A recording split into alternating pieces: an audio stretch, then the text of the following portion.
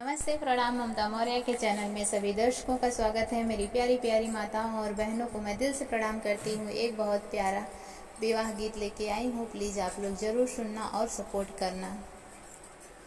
हथवा में लिहले बाबा पियर जानेउआ,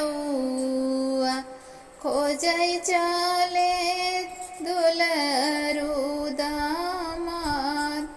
हथवा में लिहले बाबा पियर जानेउआ, खोजै चले दुलरू दामाद। एक बना गईले दूसरे बना गईले, तीसरे में राजा दशरथ द्वार। एक बना गईले दूसरे बना गईले, तीसरे में राजा दशरथ द्वार। सोने के सिंहासन पे बैठे राजा दशरथ, बाबा के देख मुस्कान। सोने के सिंहासन पे बैठे राजा दशरथ, बाबा के देख मुस्कान। किया तो है चाही राजा जनक धन दौलतिया, किया तो है महलाया टारे। किया तो है चाही राजा जनक धन दौलतिया, किया तो है महलाया टारे। कवना जरूरत तो है पड़ी गया राजा, आया बड़े न बिनु सारे। कवना जरूरत तो है पड़ी गए राजा, आया बड़े न बिनु सारे।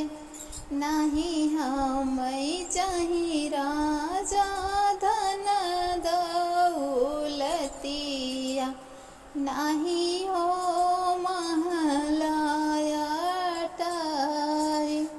नहीं हमें चाही राजा धन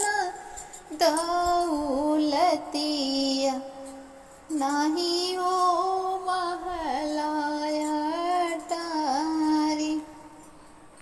सीता के जोगे बर खोज निकले, आए बड़े न बिनु सारे। सीता के जोगे बर खोज निकले, आए बड़े न बिनु सारे। तोहरे न घरे बाटे रामा दुलरुआ, मोरी सीता करीना कुमार।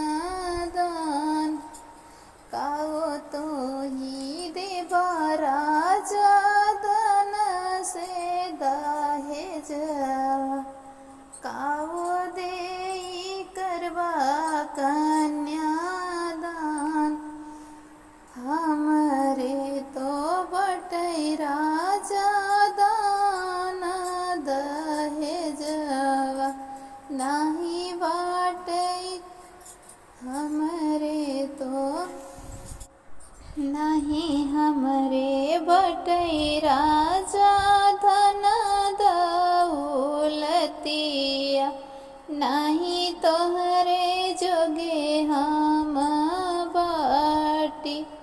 हमरे नसीब